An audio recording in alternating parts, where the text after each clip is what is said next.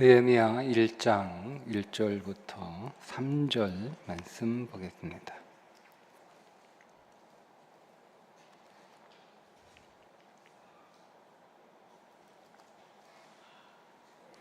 함께 읽습니다.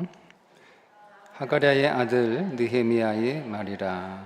아닥사스다 왕 제20년 기스르월에 내가 수산궁에 있는데 내 형제들 가운데 하나인 하나니가 두어 사람과 함께 유다에서 내게 이르렀기로 내가 그 사로잡힘을 면하고 남아있는 유다와 예루살렘 사람들의 형편을 물은즉 그들이 내게 이르되 사로잡힘을 면하고 남아있는 자들이 그 지방 거기에서 큰 환난을 당하고 능욕을 받으며 예루살렘 성은 허물어지고 성문들은 불탔다 하는지라. 아멘.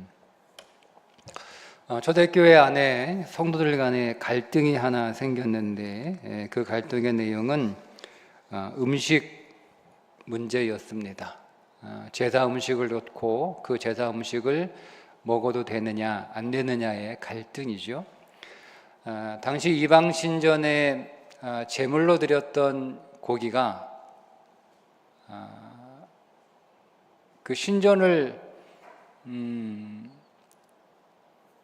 에서 일하는 사람들이 다 그 고기를 소화를 못하니까 엄청나게 많은 고기들이 제사 지내기 위해서 들어오잖아요. 근데 이거를 제사를 끝나고 나서 이 고기를 다 처리해야 되는데 다 못 먹으니까 그냥 버리기가 아까워서 많은 양의 고기들이 시장에 유통이 됩니다.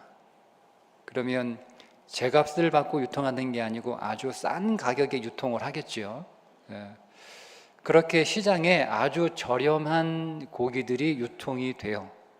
근데 고기를 먹고 싶은 사람들은 제대로 유통 과정을 통해서 시장에 나온 고기들은 너무 비싸서 그 고기를 사 먹기가 힘들어요. 그러다 보니 저렴한 가격의 고기를 먹을 수 있는 방법이 하나 있는데 신전에서 제사를 드렸던 고기가 시장에서 유통이 되면 그 고기는 가격이 아주 싸니까 그 고기를 사 먹을 수 있습니다. 그래서 교인들 가운데서도 고기를 제 돈 주고는 못 사 먹을 사람들이 그렇게 싸게 유통이 됐던 신전 제사 제물로 드렸던 고기를 사 먹는 일이 생긴 거예요. 그런데 교회 안에 믿음이 연약한 사람들은 혹은 그런 어떤 것에 그런 제사 음식에 관해서 굉장히 엄격하게 생각했던 사람들은 교회 안에 신전 제사 음식으로 한번 사용된 고기를 교인들이 먹는 것에 대해서 좀 마음의 거리낌이 있었습니다. 쉽게 얘기하면 그냥 제사 음식 먹은 거예요. 저도 어릴 때 동네 제사 이렇게 지내는 사람들이, 저 어릴 때는 제사 지내는 사람들이 저희 동네 많았거든요. 제사 지내면 음식 떡도 가져오고 하거든요. 그죠? 뭐 고사 지낸 떡도 가져옵니다. 그러면 이제 저희 그 어머니가 교회 다니기 전에는 그거 다 받아 먹었는데 교회 다니고 나서부터는 그거 안 받죠. 우리 교회 다니니까 이거 안 먹어요. 안 받아요. 미안해요. 이렇게 돌려보내곤 했습니다. 교회 안에서 저 어릴 때만 하더라도 제사 음식 먹는 것에서 굉장한 거부감이 있었는데 여러분 이때는 초대교회는 그게 오죽하겠습니까? 그러니까 교회 안에서 제사 음식을 아무런 거리낌이 없는 사람들을 이렇게 보면서 저건 좀 신앙에 문제가 있는 사람들 아니야? 이런 인식이 있는 거예요. 반면에 그 제사 음식을 먹었던 사람들은 아니 귀신이 있기는 어딨어. 네, 저도 어릴 때 그런 얘기 들은 것 같아요. 귀신이 있기는 어딨어. 귀신이 와서 뭘 먹어? 제사 지나고 나면 귀신이 먹나요? 저도 어릴 때 제사 많이 드렸거든요. 12시 땡쯤에 이제 제사합니다. 그때 귀신이 오니까. 네. 그리고 이제 제사 지내고 중간에 귀신 밥 먹으라고 잠깐 나가 있잖아요. 네. 한 10분 정도 나가 있으면 귀신 밥 먹으라고 자리 비워주는 거예요. 그러고 있다가 이제 들어와서 이제 마무리하고 이제 늦은 새벽에 그 제사 음식 서로 나눠 먹고 했던 기억이 나요. 근데 뭐 귀신이 와서 제가 문구정 있게 열어보고 이렇게 해도 귀신이 오긴 뭐 귀신이 와. 그냥 아무도 안 오지. 귀신이 어딨어? 뭐 이런 생각. 그러니까 귀신도 없는데 무슨 뭐, 그런 거 뭐 누가 귀신이 먹었나. 그냥 먹어도 돼. 상관없어.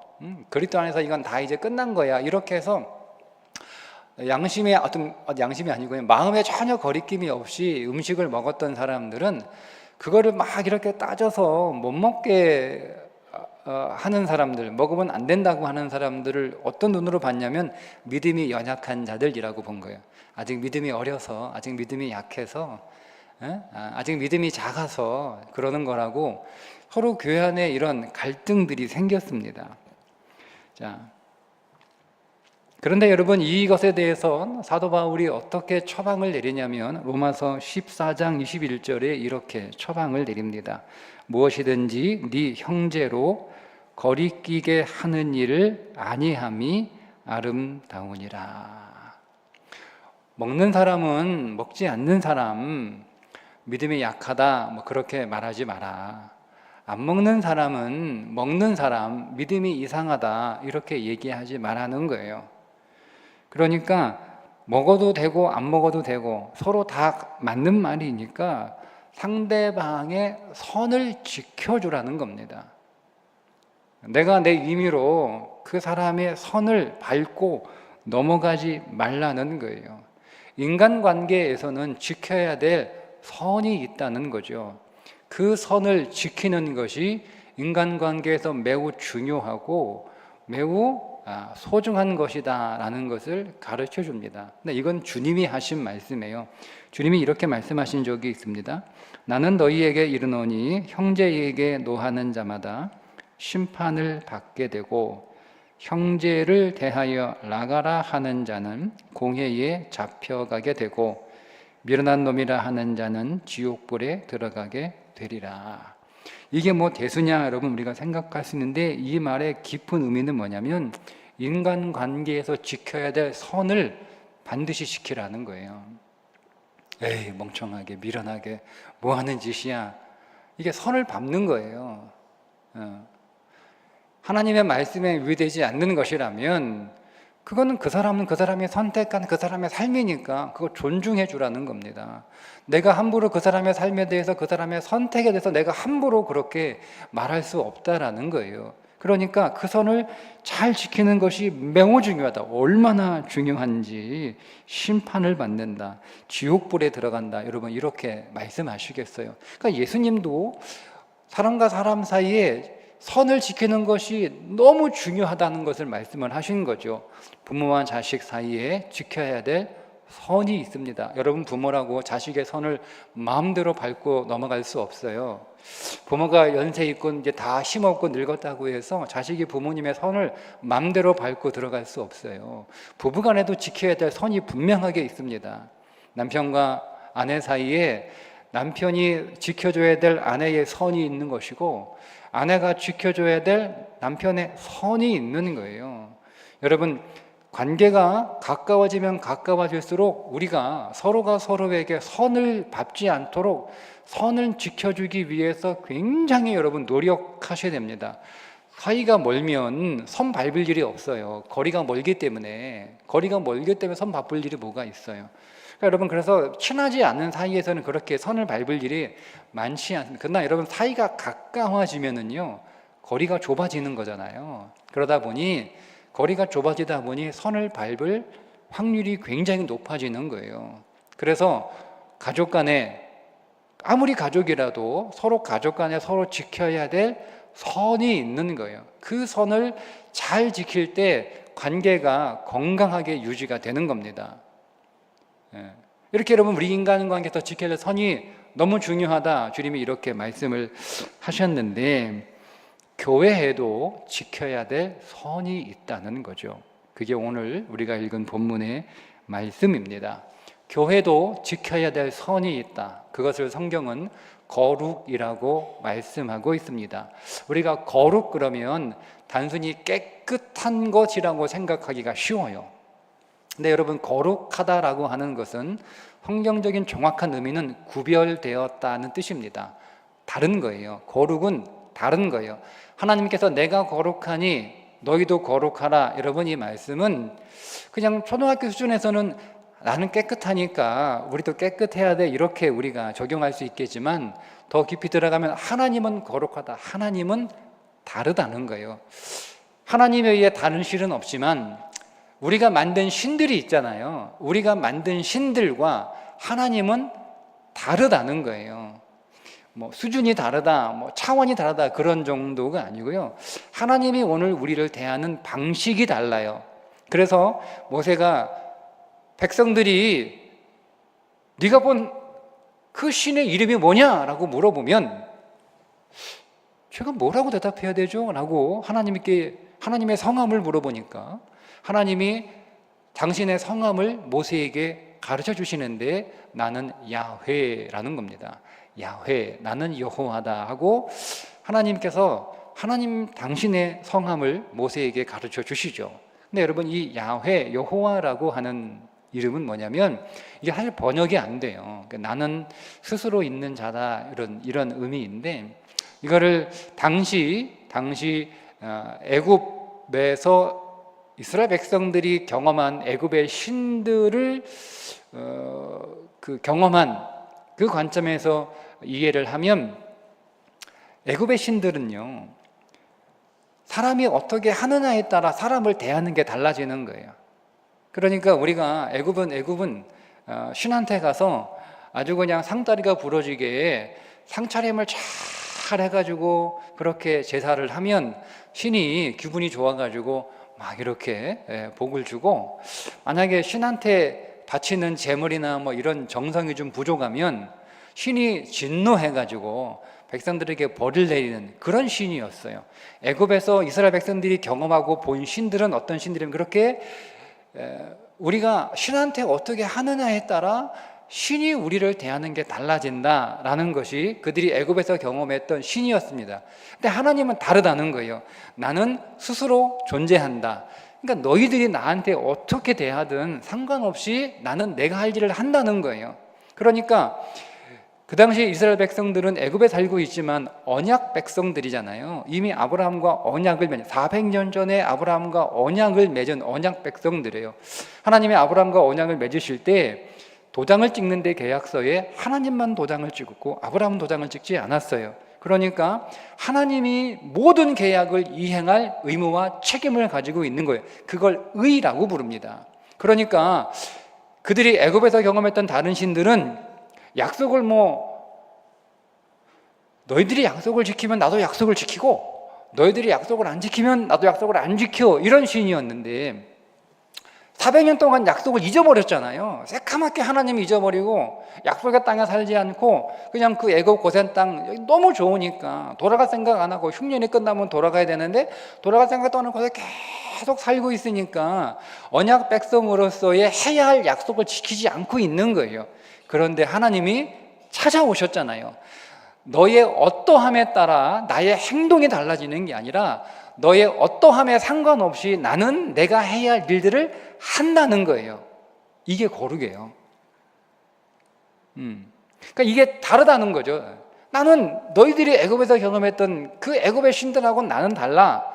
그 애굽의 신들은 그 신을 믿는 사람들이 어떻게 하느냐에 따라 그 신들이 그 백성들을 대하는 게 달라지지만 나는 너희하고 이미 한번 약속을 했기 때문에 너희들이 나를 잊어버렸든 나를 찾지 않든 나를 생각하든 새카맣게 잊어버렸든 상관없이 나는 너희들을 택했기 때문에, 나는 너희들을 내 백성으로 삼았기 때문에 나는 너희의 하나님이고 나는 너희들을 책임지고 나는 너희들을 지키는 여호와 하나님이라는 거예요. 그게 거룩하다는 뜻이에요. 다르다는 거예요. 그러니까 내가 다르니까 너희들도 달라야 돼, 이거예요. 그러니까 너희들은 나를 믿을 때 다른 애굽에 있는 백성들이 그들의 신을 믿는 것은 방식으로 믿어서는 안 된다. 너희들이 이 땅을 살아갈 때 다른 애굽 백성들이 살아가는 방식대로 이 땅을 살아가서는 안 된다. 내 백성은 살아가는 것이 달라야 된다. 내 백성이 아닌 자들과 구별되어야 한다. 그게 거룩이에요. 그러니까 하나님이 그 선을 정해 놓으신 거예요. 하나님의 백성은 그 선 안에서 살아야 되는 거예요. 그 선을 밟고 세상으로 나갈 수도 없고 세상이 그 선을 밟고 하나님의 백성들 교회 안으로 들어올 수가 없다는 거예요. 그게 내가 거룩하니 너희도 거룩하라 이런 거예요. 그러니까 서로 달라야 된다면 그 선이 있어야 되겠죠. 근데 그 선이 무너졌습니다. 그게 예루살렘 성벽이 무너진 거예요. 단순히 건축물이 무너진 게 아니라 이스라엘 백성들이 지켜야 될 그 선이 무너진 거죠. 세상이 교회 안으로 들어온 거예요. 그리고 교세가 세상 밖으로 나간 겁니다. 여러분, 느헤미야는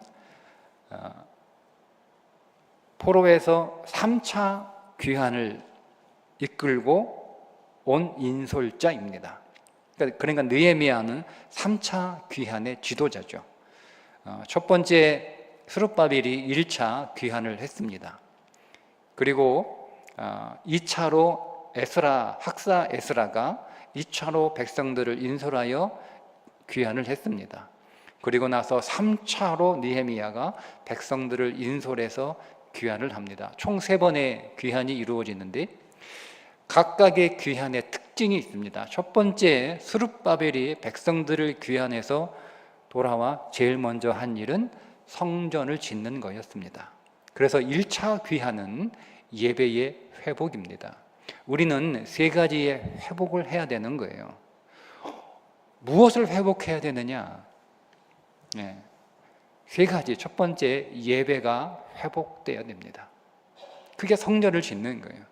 그 예배를 회복하기 위해서, 성전을 짓기 위해서 얼마나 여러분 많은 방해가 있었습니까? 성전 그 조그마한 거 짓는데 20년이 걸려요.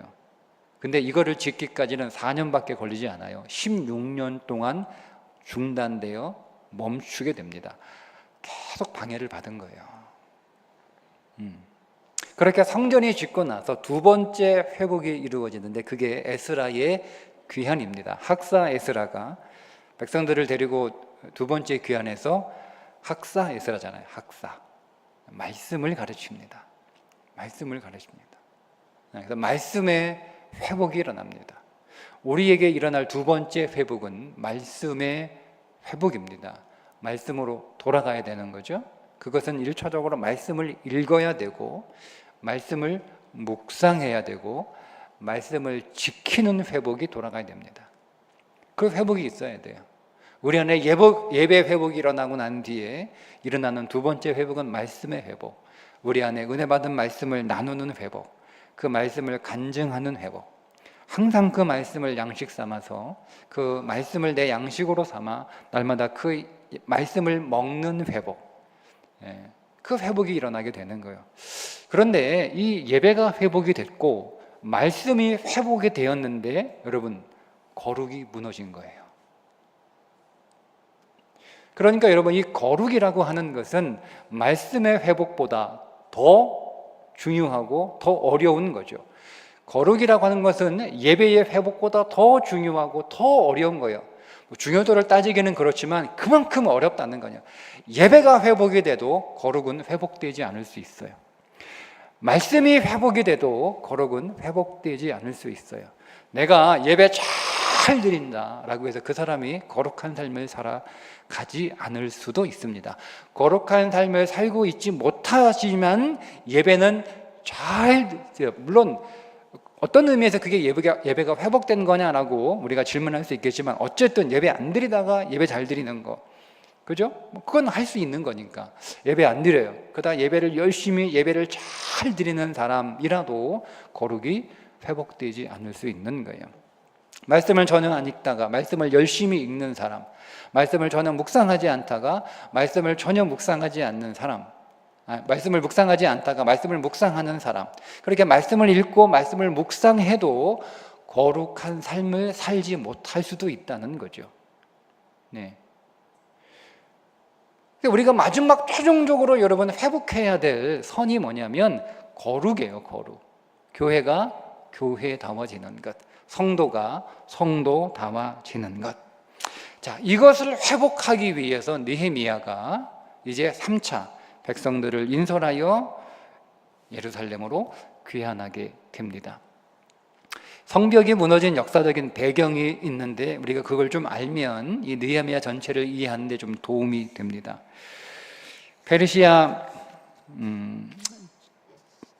황제 고레스에 의해서 포로 귀환이 시작이 되죠. 그렇게 1차로 귀환한 포로들이 성전을 건축합니다. 그 성전을 건축하는 중에도 굉장히 많은 방해를 받습니다. 굉장히 많은 대적들이 그 성전 건축을 방해하죠. 그런데 어쨌든 어렵게 20년 만에 성전 건축이 외형적으로 완성이 되면서 외형적으로 선민의 정체성, 그러니까 예배는 그리스도인의 정체성을 지키는 거예요. 우리가 예배를 잃어버리면 우리 안에 정체성이 사라버리는 거죠. 그 정체성이 회복이 됐어요.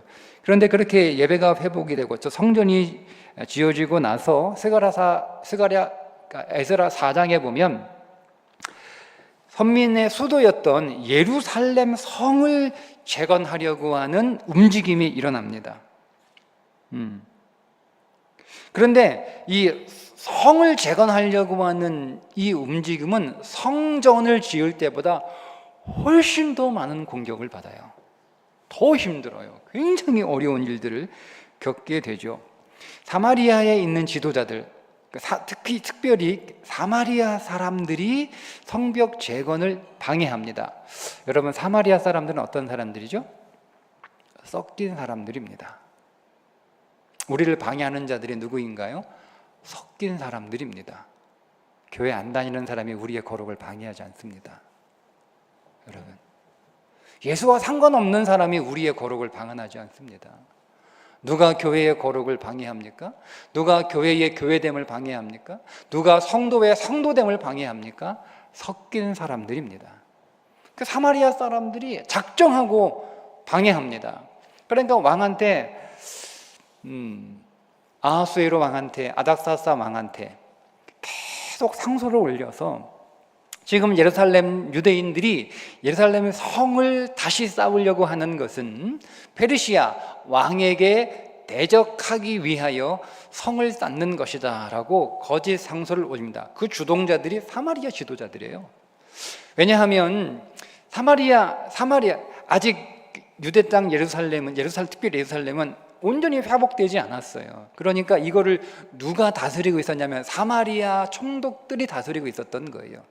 그러니까 자기들이 사마리아만 아니라 그 유대 전반적인 예루살렘 그 수도 이렇게 다 자기들이 자기 관할 안에 둬서 주물럭주물럭거리고 있었던데, 그게 이제 예루살렘의 성이 쌓이면 이제 하나의 국가로서 이제 존재하게 되는 거니까 자기들의 지도력이나 자기들의 통제력과 자기들의 어떤 이권들이 빼앗기는 거예요. 그러니까 그게 싫은 거예요.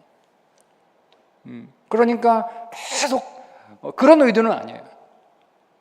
우리는 거룩하기 위해서 성을 쌓는 건데 적들은 자기 왕에게 대적하기 위해서, 반란을 꾸미기 위해서 성을 쌓는 것이다 라고 계속 거짓 상소를 올리니까 아닥사스다 왕이 그거를 못하게 금지를 시킵니다. 네. 여러분, 사단은 우리가 거룩해지는 것을 아주 싫어합니다. 예수 안 믿는 사람은 예수를 믿지 못하도록 방해하고, 예수 믿는 사람은 거룩해지지 않도록 방해합니다.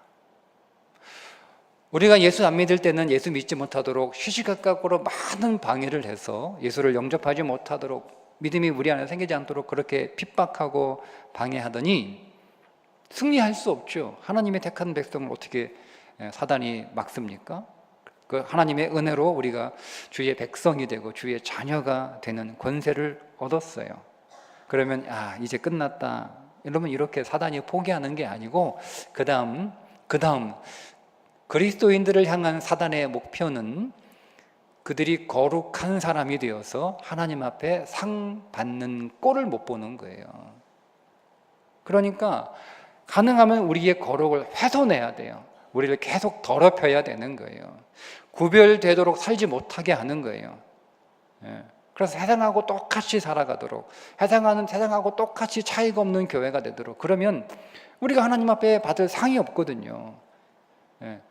우리가 천국에 들어가는 건 더 이상 방해할 수 없으나 하나님 앞에서 상 받지 못하도록 사단은 얼마든지 방해할 수 있으니까 우리를 죽는 그 순간까지 계속 오늘 우리 안에 하나님의 거룩한 성을 짓지 못하도록, 내 삶에 거룩한 성이 세워지지 못하도록 오늘 우리의 삶이 구별돼야 되잖아요. 세상과 다른 삶을 살아가야 되나. 그러기 위해서는 여러분 우리 안에 성벽이 여러분 있어야 되는 거예요. 우리는 하나님 앞에 하나님께서 오늘 우리의 불담되어 주셔서 오늘 우리를 지켜주십시오라고 기도하면서 정작 우리가 지켜야 될 우리의 성벽은 그렇게 중요하게 생각하지 않습니다.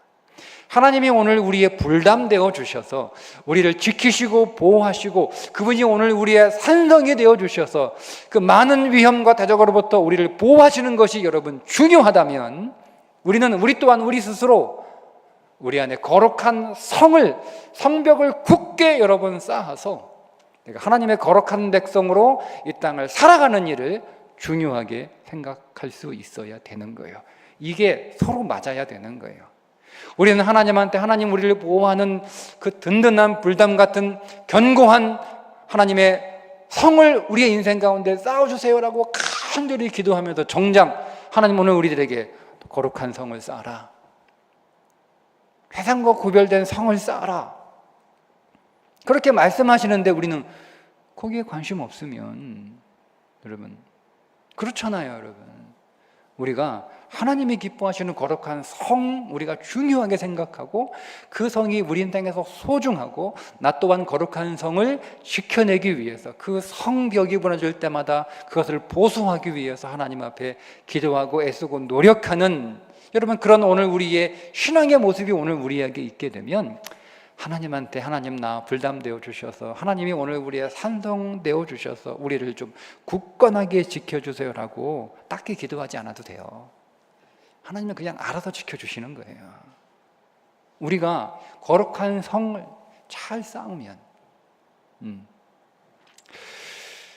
느헤미야가 성벽 재건을 위해서 했던 중요한 두 가지가 있습니다. 이거 물론 시작인데 오늘 이것만 나누고 말씀을 마치도록 하겠습니다. 첫 번째, 느헤미야는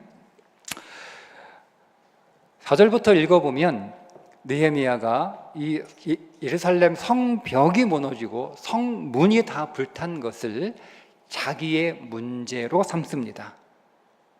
교회의 거룩함이 훼손된 것, 교회가 지켜야 될 선이 무너진 것을 내 문제로 삼아야 됩니다. 내 문제. 여러분 생각해 보세요. 느헤미야가 페르시아 왕실에서 높은 지위에 올라가 있어요. 술 맡은 관원인데 이게 비서실장일 수도 있고 경호실장일 수도 있고 어쨌든 굉장히 왕의 측근이란 말이에요. 왕의 측근. 느헤미야가 얼마나 여러분 왕하고 측근인지 왕하고 왕후하고 느헤미야 셋이 음식상에 있을 정도로 높은 지위에 있는 사람이에요. 근데 그런 사람이 예루살렘 성벽이 무너진 게 나하고 그렇게 무슨 문제가 있습니까? 내가 예루살렘에 살고 있으면 또 몰라요. 근데 나는 페르시아에 살고 있는 거예요. 페르시아에서 예루살렘까지 1600km. 먼 데 있는 거 1600km. 그러니까 딴 나라에 딴 나라. 다른 세상이에요. 그러니까 그건 내 눈에 보이지도 않고 내가 거기 살고 있는 것도 아니고 내가 상관 안 하면 되는 거예요. 그 성벽 무너진 게 나하고 무슨 안타깝긴 하고 걱정이 되긴 하고 속상하기는 해요. 근데 그게 내 문제는 아닌데 느헤미야는 이거를 내 문제로 가져옵니다. 내 문제로 가져옵니다. 그래서 왕한테 뭐라고 얘기합니까? 나에게 좀 시간을 달라. 예루살렘 유대 총독으로 나를 좀 보내달라. 자기의 지위가 내려가는 거예요. 예. 지위가 내려가는 거예요. 술 맡은 관원에서 고작 총독으로 지위가 떨어지는 거예요. 그거 하겠다는 거예요. 자기 문제로 가면 여러분, 우리가 교회가 교회다워지기 위해서는 노래한다고 되는 게 아니에요. 교회의 거룩함을 내 문제로 가져와야 되는 거예요. 거기에 내가 헌신해야 되는 거예요. 느헤미야가 헌신하잖아요. 자기의 삶을 성벽 재건을 위해서 헌신합니다. 헌신합니다. 기도만 한다고 되지 않아요. 그는 헌신할 작정을 하고 하나님 앞에 기도합니다. 그렇게 헌신할 각오와 헌신할 작정으로 기도하니까 그 기도가 진심인 기도가 돼야 되는 거예요. 두 번째는 기도해야 되는데 진심이어야 됩니다. 진심. 정말 이 성벽이 무너지고 성문이 불탄 이 문제가 정말 나한테는 정말 가슴 아픈, 내가 잠 못 이루는, 정말 걱정이 되는. 오늘 새벽에도, 어제 새벽인가요? 오늘 새벽인가? 그 말씀을 우리가 함께 나누었는데 4개월 만에 이 느헤미야가 왕의 술을 가지고 들어가거든요. 근데 여러분, 오늘도 그렇잖아요. 부모님들, 자식이 부모님 앞에서 안색이 어두우면 그거 불효하는 거잖아요. 그죠? 불효하는 거잖아요. 자식은 부모의 근심이 되지 않도록 걱정스러운 일이 있더라도 부모님 앞에서는 그 수색이 있는 얼굴을 하지 않는 게 우리 오랜 유교 전통이잖아요. 그죠? 양반들 자제는 그래서 부모님한테 걱정하고 슬픈 일이 있어도 이렇게 표시하지 않아요. 부모님 혹시 걱정하실까봐. 그게 효도 아닙니까? 여러분, 고대 세계에서 신하는, 더군다나 여러분 느헤미야는 술 맡은 관원이잖아요. 술을 왜 마셔요? 기분 좋으라고 마시는 건데. 술 가지고 온 신하가 얼굴이 어두우면 술맛 사라지는 거예요. 그러니까 기분 나빠지는 거죠. 그러니까 술 맡은 관원은 특히나 모든 신하들은 왕 앞에서 얼굴이 어두우면 안 되는데 특히나 술 맡은 관원은 얼굴이 어두우면 안 돼요. 왕 술맛 떨어지면 끝나는 거예요. 예. 괜히 얼굴 좀 어두웠다가 왕이 야 술맛 떨어지게 저거 잘라버려라. 그 목이 잘리는 수가 있는 거예요. 목이 잘리는 수가. 실제로 그런 일이 있어요. 그런데 여러분 이걸 너무 잘 알죠. 느헤미야가. 자기는 그 이전에는 내가 수색이 없었더니 이렇게 나와요. 그런데 왕 앞에 자기도 모르는, 이걸 숨기려고 했는데 숨기지 못하는 거예요.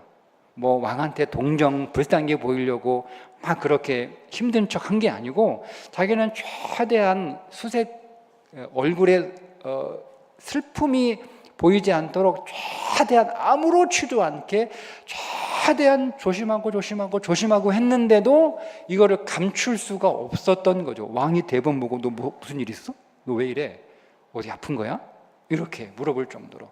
그 말은 느헤미야가 이걸 숨길 수가 없는 거예요.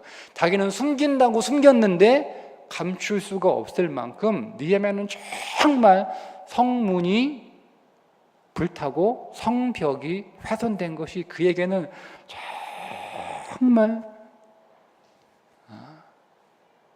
고통스러운 아픔이었어요. 그만큼 진심이어야 된다는 거예요.